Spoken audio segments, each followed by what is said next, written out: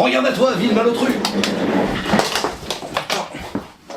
Salut tout le monde, bienvenue à l'Académie, j'espère que ça roule pour vous. Moi ça va super, aujourd'hui c'est un nouvel épisode de découverte de bande dessinée. Je vais vous parler d'un éditeur qui a tout simplement fait le choix de me faire confiance, de me refaire confiance tout simplement. Et je vous parle de Urban Comics. Merci Urban Comics, ils m'ont renvoyé un colis. Figurez-vous, la dernière fois, ils m'avaient envoyé 2 colis. Et ils avaient beaucoup aimé ce que j'en avais fait, enfin le format. Donc ils m'ont envoyé un mail en disant, bah si tu veux, on réitère l'expérience. Donc c'est trop bien, tu vois, qu'à cela ne tienne mon pote, on y va. Moi j'avais beaucoup aimé ce que j'avais lu. Donc bah c'était parfait, la cuisine était parfaitement maîtrisée. En tout cas cette fois ils m'ont envoyé un carton immense. Un carton énorme qui pèse une couille. Donc je ne sais pas du tout ce qu'il y a dedans. Je vous montre. Alors je l'ai pas ouvert, hein, mais je vous montre pas l'adresse et mon nom de famille parce que c'est voilà, vous allez venir chez moi pour boire des bières et on boit pas mes bières, mon pote. D'accord? Qu'est-ce que c'est qu'un découvreur de bande dessinée pour les personnes qui viennent d'arriver? C'est simple. Un éditeur, un pote m'envoie des bandes dessinées. Je les découvre en même temps que vous. Donc je fais un unboxing en gros quoi. Et je vous dis ce que en pré-lecture, ce que j'en pense. C'est-à-dire est-ce que le héros je le connais? Est-ce que l'histoire je le connais? Les artistes est-ce que je les connais? Qu'est-ce que je pense du dessin? Que le pitch m'intéresse? Bref, est-ce que c'est une œuvre qui m'a tout simplement fait de l'œil dans une librairie à un moment ou à un autre. Une fois que j'ai fait ça, je les lis de mon côté et bim, voilà, vous c'est directement, c'est instantanément, tu vois, c'est une demi-seconde les gars. Bah je vous en parle, je vous fais une critique complète et on voit le bilan, est-ce que bah j'ai bien fait d'être hypé par cette œuvre ou alors tout simplement l'œuvre que j'avais pas aimé, qui m'avait pas du tout donné envie, est-ce que je l'ai kiffé? Voilà, c'est ça, bref, t'as compris, on va pas perdre plus de temps, on va aller ouvrir ça mon petit pote.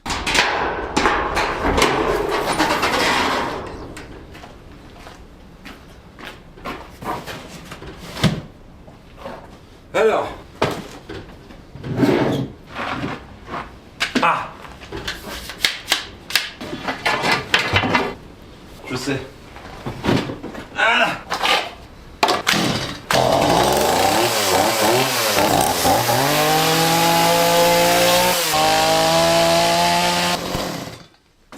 Et ben voilà, regarde. Hop. Alors vous inquiétez pas. Évidemment, j'ai fait un test avant. Vous êtes naïf quand même. Hein. Allez, on est parti avec le premier. On va prendre le plus grand qui est là. Tac, là, ça va être ça. The Nice House on the Lake, James Tynion for Alvaro Martinez Bueno, tome 1. Alors oui, je connais, j'ai failli le choper. Et toi, tu l'imagines comment la fin du monde? Ça coûte 15 €. The Nice House on the Lake. Oui, James Tynion de Fort, que je connais. Something is Killing the Children et Department of Truth. Mais je ne connais pas du coup The Nice House on the Lake. C'est sous le Black Label, c'est marrant. Parce que format urbain sous Black Label. Moi j'aime beaucoup James Tynion de Fort. Je trouve que bah voilà, on le sait, hein, c'est quelqu'un qui dans l'indépendant a tout explosé, surtout en ce moment. Donc moi je suis très content de l'avoir, c'est cool. C'est cool. Et les dessins de Alvaro Martinez Bueno qui sont tout simplement incroyables. Tout ce que j'aime dans les dessins un petit peu... le mec a vraiment sa patte. C'est hyper joli. Les couleurs, je ne sais pas, sont de qui? De Jordi Belair. Ok, d'accord, cool. Bon bah il y a du bon. Il y a du bon, il y a du très bon. Oui, ça se présente un peu comme ça. Ouais, donc du coup, James Tynion de Fort, ouais, qui est un personnage qui monte. J'avais entendu l'interview qu'il avait donné avec Arnaud Kikou sur First Print, qui est un podcast que je vous conseille absolument d'écouter si vous aimez tout ce qui est attrait au 9e art du côté outre-Atlantique. Effectivement, dans la librairie, j'ai failli me la faire. Je ne connais pas l'histoire. Tout ce que je sais, c'est qu'il y a beaucoup de personnes, des collègues que j'embrasse, qui l'ont lu sur YouTube et qui m'ont dit que c'était tout simplement bouleversant et qu'ils attendaient la suite. Donc, bah, je suis archi hypé, on va pas se mentir. Suivant. Et on continue avec ça. Paf. Rogues, yes, Joshua Williamson, Leomax, d'ici Black Label, c'est Oz qu'on a parlé sur sa chaîne, allez suivre Oz, vraiment, et allez lui envoyer de la force, c'est trop cool. J'aime beaucoup cette personne. Rogues, Joshua Williamson, c'est Infinite Crisis, c'est Dark Crisis on Infinite Earth, Robin Infinite, et Leomax, c'est Basketful of Head, qui avait été scénarisé par Joe Hill, sous le Hill House, sorti aussi chez Urban en France. De quoi ça parle? 10 ans plus tôt, les Lascars se sont séparés et ont chacun suivi leur propre voie, mais le temps ne leur a pas fait de cadeau, coincés dans un cycle incessant de prison, de cure de désintox et des petits boulots sans avenir. Ces anciens criminels en ont assez de payer pour leurs crimes passés. Heureusement, Captain Cold a un plan. Un dernier casse qui les rendrait riches au-delà de tous leurs espoirs en les libérant de leur passé, s'ils en réchappent. Quand ce plan implique de s'infiltrer à Gorilla City pour voler le trésor du Gorilla Ground, plus énervé que jamais, cela semble plus facile à dire qu'à faire. Ok, et ben écoute, les Lascars c'est dans le monde de Flash. Moi j'ai des lacunes sur Flash, on va pas se mentir, c'est pas un personnage qui m'attire, même si je suis persuadé qu'il y a des belles choses qui se font. C'est vrai que je ne connais pas, donc peut-être, je pense pas que j'en apprenne plus sur Flash dans ce bouquin, mais en tout cas, Je sais que ça vient de là. Moi, je suis toujours partant pour des histoires un petit peu comme ça de dernier casse, tu sais, genre de petits blockbusters comme ça. Moi, ça marche très bien. Et puis, j'aime beaucoup le dessin, voilà, qui a été proposé. La couleur est très belle aussi. Et le format un peu carré comme ça, j'aime beaucoup aussi. Donc voilà. Donc, moi, pour moi, c'est un oui. J'ai failli me le prendre en plus. En librairie également, les couleurs de Mateus Lopez et Jason Wardy. Ça, c'est cool. Des beaux noms. Ça me hype de malade. Et bim. Et je vois que j'ai plus de batterie, donc je vais me brouiller les miches, tout simplement. Paf. Ah, il y a un macaron là. New Burn de Chip Zdarsky et Jacob Phillips. Ils savent qui je suis. D'accord. Alors Chip Zdarsky, oui, son Daredevil, je le connais. Je sais qu'il est sur la série Batman en ce moment, Dark City, voilà, Batman Dark City. Et il a fait Batman The Knight, que G avait chroniqué, il me semble. Donc allez suivre G, c'est pareil, c'est une putain de chaîne. Et Jacob Phillips, That Texas Blood, que tout le monde m'a demandé de lire. J'ai toujours résisté, je sais pas pourquoi, je voulais pas lire. Et Jacob Phillips, qui est le fils de Sean Phillips, si je ne m'abuse. Et lui, il fait souvent la couleur du coup pour son père, Sean, qui bosse avec Ed Brubaker, rien que ça, tu vois. Donc, je suis curieux de voir ses dessins. En tout cas, ça parle de quoi, New Burn? C'est le numéro 1, ils savent qui je suis, c'est du Urban Indies, petit format, 168 pages. Loyal seulement envers lui-même, Easton New Burn est un détective privé indépendant travaillant pour l'ensemble des familles du crime à New York. Afin d'empêcher tout conflit interne et d'éviter que la ville ne se transforme en un gigantesque champ de bataille, naviguant dans cette zone grise entre les forces de l'ordre et celles du chaos, New Burn traque aussi bien les meurtriers et les voleurs que les élus corrompus, sachant que le moindre faux pas pourrait le placer en ligne de mire. D'accord. Donc là, on est vraiment sur de néo-noir, la pure tradition du néo-noir. Et développe un personnage aussi charismatique qu'inquiétant, faisant de ce récit un polar incontournable. Ouais, bah écoutez, c'est totalement dans la veine de Ed Brubaker, quelque part. Et je trouve que c'est assez intéressant, tout simplement parce que Chip Zdarsky, je trouve qu'il a un petit peu rentre dedans dans sa façon de présenter des histoires de super-héros, des histoires super-héroïques. Je sais que Chip Zdarsky, je le connais pour son côté mainstream, et Jacob Phillips, je savais même pas j'avais oublié qu'il dessinait, donc je pensais qu'il faisait que la couleur pour son pathos. Donc c'est cool, lui il est plus dans l'indé, donc c'est chouette des duos comme ça qui vont nous proposer une histoire un petit peu polar, néo-noir, qui va tout simplement être palpable. Je m'attends à quelque chose de très palpable, où il n'y a pas beaucoup d'action, mais le dessin, j'espère que je vais pouvoir l'assimiler. C'est vrai que c'est pas forcément mon dada. On verra, je vous dirai ce que j'en pense. En tout cas, ça me hype, encore une fois, ça me hype. C'est pas vrai ça. Dernier comics, mon pote. Hop, pas du tout. Oh yes, Batman Dark City de Chip Zdarsky, je viens de vous le dire. Et Jorge Jiménez. Alors je connais le dessinateur, je connais le scénariste, donc ça c'est plutôt cool. Donc Jiménez, un Superson Justice League, Chip Zdarsky, qu'est-ce qui marque? Chip Zdarsky, New Burn et Daredevil. Oh Daredevil, ils ont marqué Daredevil. Ça c'est joueur ça les gars. Ça c'est joueur Urban. Donc c'est bon, DC Infinite, de quoi ça parle? Tome 1, Fail Safe. Batman est réputé pour être préparé à toutes les éventualités, à tel point qu'il imagina par le passé un plan pour contrer chacun des membres de la Ligue de Justice si cela s'avérait nécessaire. Mais que se passerait-il si le Chevalier Noir devenait lui-même une menace? Pour cela aussi, il y a un plan qui risquerait bien de signer sa perte et la chute de Gotham. Yes, c'est sorti il y a pas longtemps aux États-Unis, c'est déjà dans mes mains. Les dessins sont assez dingues, on va pas se mentir. Regardez-moi ça, comme c'est beau, c'est à tomber par terre. Il me semble avoir entendu G parler de Jorge Jiménez, je suis assez d'accord avec lui. Allez voir sa vidéo pour comprendre. En tout cas, c'est magnifique. Hein. C'est d'une classe inouïe. J'aime beaucoup Chip Zdarsky, en tout cas sur Daredevil, j'avais beaucoup aimé, donc pourquoi pas. En tout cas, je suis très content de me lancer là-dedans. C'est vrai que j'avais pas forcément pensé me le faire. Est-ce que c'est une bonne porte d'entrée pour reprendre directement, je sais pas, un run où ça fait longtemps que t'as pas lu de Batman en série et tout? Bah, je vous le dirai. Donc, pour récapituler Batman Dark City, bah écoutez, c'est simple. J'aime Chip Zdarsky, j'aime Jorge Jiménez, et ça va me permettre de replonger dans l'histoire récente. C'est une série en cours, donc j'ai bien hâte de lire ça. Je vous dirai si c'est une bonne porte d'entrée en tout cas pour se lancer dans du Batman à l'heure d'aujourd'hui en 2023. Je vous le dirai, ça peut être toujours intéressant pour les personnes qui viennent d'arriver et qui se lancent sur ce personnage-là. New Burn, et bah écoutez, je suis curieux de voir ce mélange d'artistes, voir qu'est-ce qu'ils vont nous préparer. En tout cas, ça m'a l'air bien cool. Si c'est cool pour 10 €, ça vaut le coup, c'est chouette. Pareil, c'est une série à suivre, donc voilà, ça va me faire penser un petit peu aux belles années de Ed Brubaker et Sean Phillips. Là, ce sera son fils avec Chip. Bon, je pense que ça va être cool. Enfin bref, j'ai toujours un petit peu peur des dessins, mais comme je vous le dis, ça peut passer. Moi, je peux passer outre les dessins si le récit est très bon et si c'est bien amené. Rogues, ça m'a l'air d'être du fun en barre. Alors, je peux peut-être me tromper, en tout cas, c'est trop bien. Vu le format que c'est trop cool, quoi. Alors, j'ai rien contre ce petit format, je l'ai utilisé pendant des années, et voilà, bref, mais on est quand même sur un format plus gros, plus généreux. Souvent, sous Black Label, ils font des formats un petit peu carrés comme ça. Ça a de la tronche, j'ai bien hâte de me lancer dedans, et je vous dirai évidemment ce que j'en ai pensé. Et, évidemment, The Nice House on the Lake, dans le format urban, qui est juste incroyable, pour 15 €, il me semble, c'est ça. Tout le monde, en fait, simplement, est d'accord pour dire que c'est une petite pépite. Donc, James Tynion de Fort, une valeur sûre, et Alvaro Martinez, qui est Bueno, qui a un trait vraiment particulier, qui sait, voilà, et véhiculer le découpage et tout, le mec est quand même assez balèze là-dessus. Donc, je vais aller lire ça, et puis on se retrouve tout de suite pour la critique, mon petit pote. Et bien, nous voilà 3 semaines plus tard, mes pères. Oui, 3 semaines, j'ai lu 4 comics. c'est pas ouf, je sais.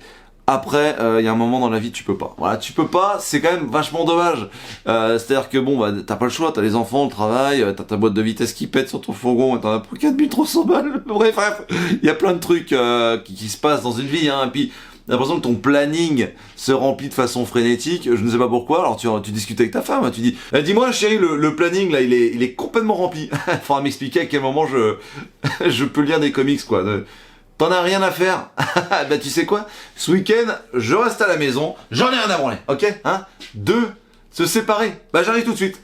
Je prends les clés. Mais qu'à cela ne tienne mon pote, il y a pire dans la vie. J'ai commencé par lire The Nice House on the Lake de James Tynion IV et Alvaro Martinez Bueno. C'est le tome 1. Qu'est-ce que j'en ai pensé? Parce qu'on connaît pas l'histoire. Ça parle de quoi déjà? Voilà. Déjà ça parle d'un mec qui s'appelle Walter qui a décidé de regrouper beaucoup de monde dans une maison. Ces gens-là il les a rencontrés, que ce soit au lycée, au collège, il y a pas longtemps dans un bar, enfin bref, c'est des personnes qu'il a énormément apprécié. Il regroupe tout ce joli petit monde dans une belle maison au bord du lac, donc the nice house on the lake, et il leur dit salut les gars, en fait je suis pas un humain et vous êtes là parce que bah en fait le monde est en train de s'écrouler, tout est en train de brûler, voilà, c'est la fin du monde. Mais ici vous êtes à l'abri. Voilà, allez salut. Bon effectivement, je peux pas vous en dire beaucoup plus sinon je vais vous spoiler, mais une chose est sûre, quand j'ai parlé du pitch à ma femme, alors peut-être que ma femme sera le sujet principal de cette vidéo, mais en tout cas, quand je lui en ai parlé, elle m'a dit non mais c'est un truc de malade, c'est n'importe quoi ce pitch, c'est complètement taré quoi. Et c'est vrai qu'après réflexion, oui c'est vrai, c'est un peu barge, mais ça marche fichtrement bien. En tout cas, l'introduction au récit est très bonne, ça se fait plutôt de façon honnête, hein, mais pas. Le seul petit hic, c'est que la caractérisation des personnages est faite avec des petites fiches, et ça c'est un peu dommage, plutôt que de vraiment rencontrer et de connaître les gens en profondeur, et ben en fait on a des petites fiches un peu récapitulatives de ces personnes-là. Quelles sont ses capacités, quels sont ses traits de caractère, et du coup, bon bah c'est un petit peu dommage, et je trouve que c'est le problème hein, dans ce genre d'histoire où tu dois caractériser autant de personnages, bah t'arrives pas à le faire forcément, ou du moins tu le fais pas à fond pour tous. Alors ça peut être intéressant hein, si bah y a vraiment un personnage qui est bien central, ou deux peut-être, mais là effectivement les 8 ou 10 personnes sont tous un petit peu ensemble, ils sont enfermés dans, donc c'est un huis clos, hein, ils sont enfermés dans cette maison et ils vont devoir vivre ensemble. Donc moi j'ai eu du mal à m'accrocher à un seul personnage. Très franchement le Walter là c'est le personnage qui m'a paru le plus intéressant parmi tous ces gens. En tout cas l'histoire se déroule, c'est bien amené au début, voilà, ça avance plutôt pas mal, puis d'un coup il y a un moment où ça stagne, même s'il y a des idées hyper intéressantes qui pop, c'est-à-dire la limite de la propriété, le rapport avec la mort, les mystères, les statues qui sont dans le jardin, enfin les sculptures et tout, ça c'est hyper intéressant. Mais ça ne suffit pas à mon sens pour être haletant du début à la fin, voilà. Le début, très bon, le milieu, je trouvais que c'était assez platonique, bon, pas mauvais, hein, on va pas se mentir, je passe un très bon moment. Et le dernier tiers par contre, incroyable, vraiment incroyable, il y a un retournement, il y a un élément qui pop en plus, qui arrive dans l'histoire, et là vraiment, tu comprends tout. Et c'est là que le James Tynion IV est incroyable, c'est qu'il est assez alambiqué, je trouve, dans sa façon de construire une histoire. Il est assez déstructuré, enfin tout est un peu déconstruit, et à la fin, il rassemble toutes les pièces, et tu comprends carrément où ça va aller, et t'es excité à l'idée de lire la suite, mais la suite c'est le tome 2, et là c'est le tome 1, tu vois ce que je veux dire. En tout cas je veux absolument lire ce tome 2 parce que c'est simple, j'ai adoré la fin m'a tellement hypé que il faut absolument que je le lise. Pour ce qui est du dessin, bon bah c'est maîtrisé, il y a pas grand chose à dire. Alvaro Martinez Bueno est quand même une personne de qualité en termes d'illustration. En tout cas moi j'ai trouvé ça très bon, très cohérent, il y a un gros travail sur les dégradés. Les personnages ne se ressemblent pas tous, mais bon c'est un dessin qui est quand même assez, pas brouillon, mais c'est pas de la ligne claire, donc forcément des fois tu peux t'y perdre, c'est faisable. Pour ce qui est des détails, moi ça pêche un petit peu, il y a pas pour moi assez de détails, on est très dans le dégradé, les fonds unis ou les fonds dégradés, enfin bref, il manque de détails, à part dans des rares situations où tu tombes sur une bibliothèque, où il y a du Sandman, où il y a du Alan Moore, du Miller, enfin tu vois, il y a toutes ces petites références geeks, tu vois, là tu sens que le dessinateur ça fait plaisir et a balancé plein de références. Pour la mise en page c'est pas mal, on va pas se mentir, c'est même un peu perturbant. En fait, si tu veux, c'est que c'est pas mal dans le sens où il a cette idée de lire. La plupart du temps, c'est de gauche à droite, vraiment dans ce sens-là, quoi. C'est pas page par page, c'est la double page à chaque fois, quoi. Moi, j'aime bien ce genre de délire, en fait, mais le problème, c'est qu'il reste un pli, il reste une jointure entre deux pages, et du coup, des fois, t'es obligé d'éclater la reliure, tu vois. Et en fait, au final, voilà, j'ai tout le temps éclaté, et le format Urban est parfait pour ça. Mais ouais, il a une façon assez spécifique de découper ses cases. Du coup, j'étais un peu perdu des fois. Je me dis, attends, là, c'est de gauche à droite, page par page. Enfin, bref, je savais plus trop. Donc voilà. donc c'est assez intéressant, c'est additionné de plein de plans, de notes, de prise de notes, parce que c'est assez mystique, tu verras, mais bref, c'est hyper intéressant. Bon, en tout cas, j'ai hâte au tome 2, ça me hypait, bah j'ai eu raison. C'est des bonnes œuvres indépendantes comme je les aime. Ensuite, j'ai lu Batman Dark City de Chips Darsky et je vais dire Georges.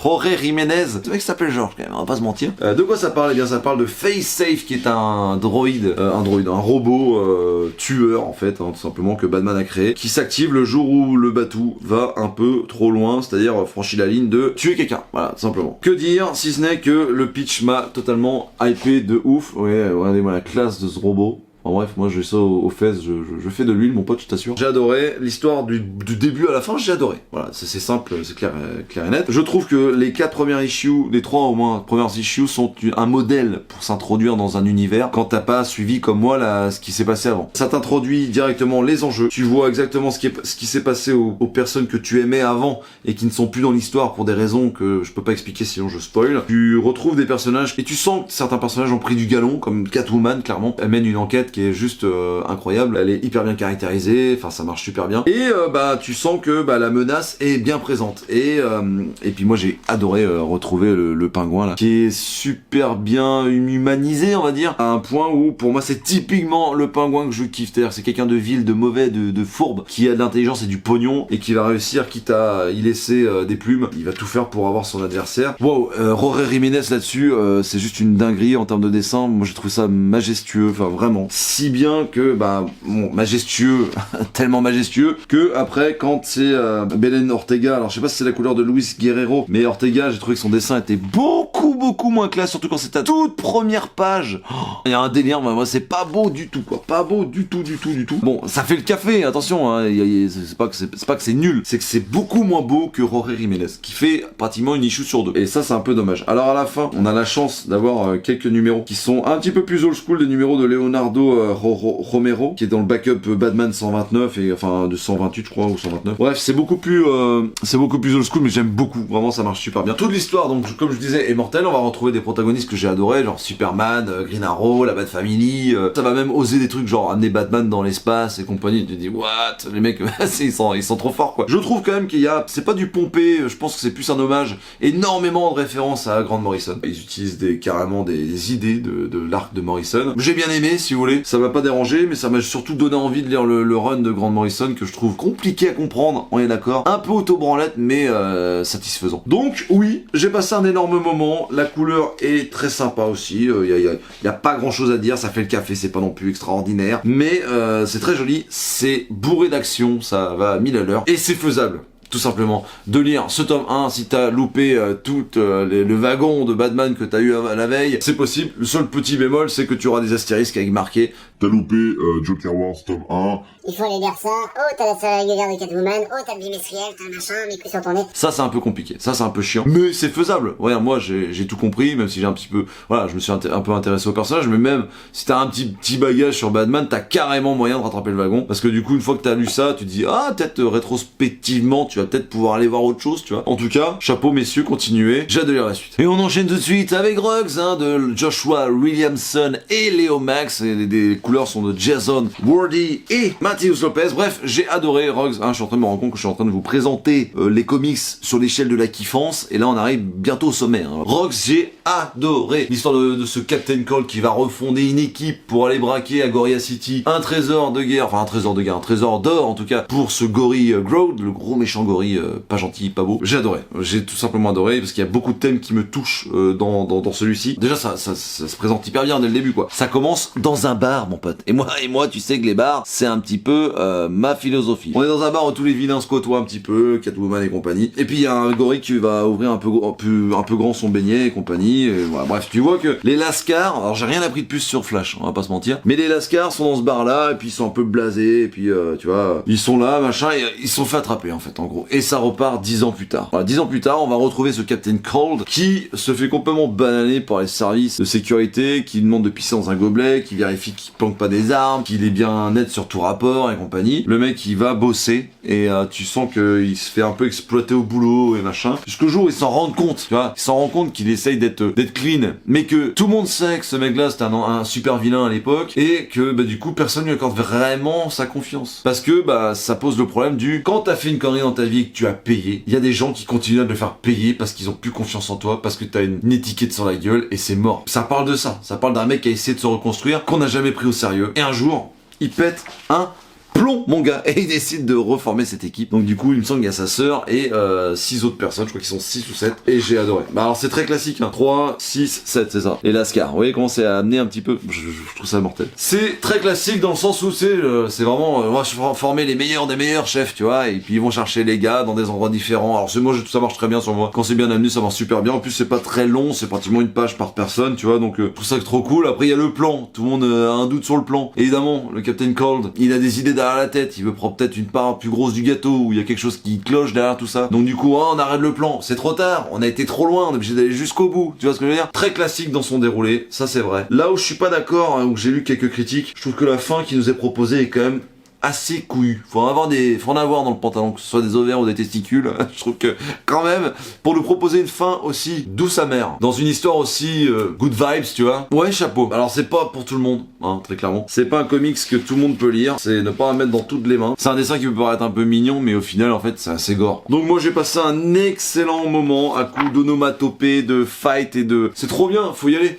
Quand on peut associer du fun, du gore et un message assez fort avec une fin épique, moi je dis faut y aller mon pote, faut pas trop réfléchir. Et enfin je termine avec New Burn. Ah ouais mais on est en haut de l'échelle de la kiffance. Voilà, j'ai adoré. Le tome 1, ils savent qui je suis, de Chip Zdarsky et Jacob Phillips. Easton Newburn, qui est un détective privé qui bosse pour le compte de la mafia, qui est juste là pour faire une enquête quand il y a un problème dans la mafia en général. Ça peut être les Russes qui se sont vengés sur un Italien ou sur un Portoricain et compagnie. Il va essayer il va mener son enquête et il va trouver le responsable et ils vont prendre une décision, les mafieux, entre eux, entre différentes familles. C'est hyper intéressant. C'est hyper bien amené, surtout que ce mec-là a un passif de policier. Du coup, il a des passe-droits un peu partout. Il est pas vraiment aimé des mafieux, il est pas vraiment aimé des policiers. Il a un peu ce rôle un peu à la noix d'un petit responsable dans une entreprise qui se fait chier dessus par le patron et qui se fait chier dessus par les ouvriers qui le prennent pour un vendu. C'est hyper complexe, c'est hyper bien amené, c'est très verbeux mais à la fois totalement justifié. C'est-à-dire qu'il y a pas de rab. Tout ce que tu lis est essentiel, est utile.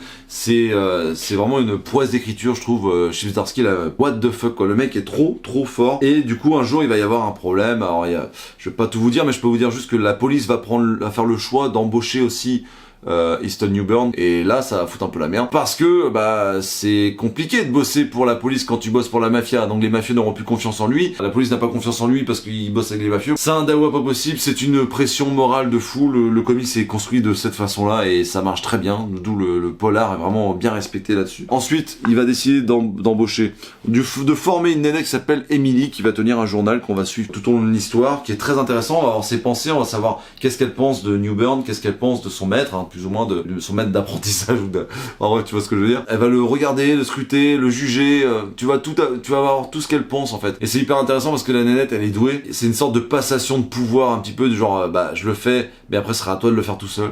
Donc le mec a peut-être envie de se prendre une retraite, tu vois. Enfin il y a tout ce délire, cette histoire. Et puis c'est bien amené. Alors c'est pas le comics le plus dynamique, c'est pas le comics le plus explosif, c'est pas le comics qui va t'emmener plein les yeux, mais t'apprends beaucoup de choses, notamment sur la police de New York. T'apprends énormément de choses sur la mafia, t'apprends énormément de choses. C'est très renseigné, très ludique en fait dans le crime. C'est un peu bizarre de dire ça mais c'est vrai. Et du coup j'ai adoré. Alors le dessin, c'est pas ma cam, c'est un peu comme Sean Phillips, Jacob Phillips, forcément son fils, donc il suit les plates-bandes de son père. C'est pas non plus un exemple de dessin. Bref, en termes de découpage déjà, y a rien. Ça aurait pu être les mêmes cas, tu vois, le grand max, c'est ça, tu vois, espèce de slice un petit peu en diago là. Parce qu'on va pas se mentir, c'est pas des génies les Phillips. Alors c'est méchant de dire ça, mais c'est pas des génies dans le dynamisme. C'est-à-dire qu'ils vont pas te rendre une case totalement dynamique, tu vas pas être là genre mais non, il sera pas comme ça. C'est juste que les mecs sont très forts pour faire discuter deux personnes. Ils ont des postures un peu cinématographiques, enfin plus des photos prises au bon moment en fait, c'est un peu ça quoi. Donc c'est très bon. Par contre les bastons et compagnie, y a rien d'exceptionnel. Faut non plus arrêter de raconter des conneries, que ce soit Sean ou Jacobs. Non, je trouve que les deux, voilà, je compare forcément parce que là le travail est très similaire quand même. Mais non, c'est pas quelque chose de... Moi ça me transcende pas. Surtout qu'il y a pas beaucoup de détails, c'est des fonds souvent très unis et compagnie. J'ai pris mon pied, c'est un tout qui fait que ça marche très bien, mais c'est pas le dessin qui a apporté un truc supplémentaire. C'est vraiment le récit de Chip Zdarsky, et pour le coup, je suis ultra impressionné parce qu'il a réussi quoi. C'est vraiment, c'est très bon. C'est très adulte, c'est très intelligent, c'est très profond, non, chapeau, l'histoire est très bonne, les discours sont sensés, il y a vraiment les codes qui sont respectés du polar et du néo-noir. Enfin, moi non, vraiment. Je vous le conseille. Si vous voulez découvrir du polar, c'est une très très belle façon d'y rentrer. Tu m'auras compris, j'ai complètement adoré. Donc achète-le pour ton cousin, offre-le à ton voisin ou demande-le à la bibliothèque. Bref, fonce. Bon, bah c'était un bon découvert de bande dessinée, la petite perruche. En tout cas, moi j'ai kiffé. New Burn, bah voilà, hein, grosse claque sur ton nez. Moi j'ai adoré, vraiment. Enfin, moi, je peux comprendre que le néo-noir c'est bien spécifique, c'est un code vraiment bien spécifique. Mais moi j'ai adoré, ça m'a un peu rabiboché avec le style. Rogues, bon, bah j'ai adoré aussi. Voilà, Rogues, Joshua Williamson et Léo Max qui m'ont régalé. T'apprends pas grand chose de plus sur Flash, ça c'est sûr, mais en tout cas, les lascars sont bien cool, l'histoire est fun et la fin, elle a des balls comme on dit. Tu veux commencer Batman au numéro 125, c'est possible, c'est complètement possible, parce que ce comics t'instaure une petite base qui fait que tu vas comprendre totalité de ce qu'il racontait là-dedans. Évidemment, ça doit être beaucoup plus intéressant si tu as les références d'avant et beaucoup plus jouissif, et c'est pas plus mal. En même temps, faut remercier les personnes qui sont là depuis le numéro 1, tu vois, c'est normal que si t'as lu ça depuis le début, tu sois plus remercié. Mais sache que bah moi en tout cas ça m'a pas dérangé. Donc ça c'est une bonne chose. Et The Nice House on the Lake qui est encore sorti de la tête malade de James Tynion IV. Décidément le mec est complètement fêlé parce que le pitch est fou. J'ai peut-être un peu moins aimé le milieu, c'était peut-être un peu en deçà de ce que j'en attendais. Mais si les personnages avaient été introduits de façon un peu plus naturelle, j'aurais peut-être plus aimé, ça aurait pris un peu plus de temps, mais c'est pas plus mal, ça aurait comblé le vide que, à mon sens, j'ai trouvé qu'il y avait au milieu de cette histoire. Et la fin, le troisième tiers est complètement dingue, il y a des nouveaux éléments qui arrivent, là ça commence à se bouger, ça commence à s'activer, ça devient de plus en plus viscéral, et vraiment c'est... Là vraiment il y a... Voilà, tu sens que l'œuvre elle est à son plein potentiel et qu'elle va s'ouvrir quoi. Donc ça c'est vraiment cool. Donc oui, je vous conseille aussi. J'ai hâte de lire le tome 2, on verra. Merci d'avoir regardé cette vidéo jusqu'au bout. Si t'as kiffé, lâche un like et abonne-toi. Dis-moi dans les commentaires si tu as lu l'une ou les 4 de ces œuvres parce que t'es un petit craquito d'Urban Comics. Bug mon pote. Suis-moi sur Insta, TikTok et Twitter. Sur ce, moi je te fais d'énormes bises. Prends soin de toi et à très bientôt. Dans la cave.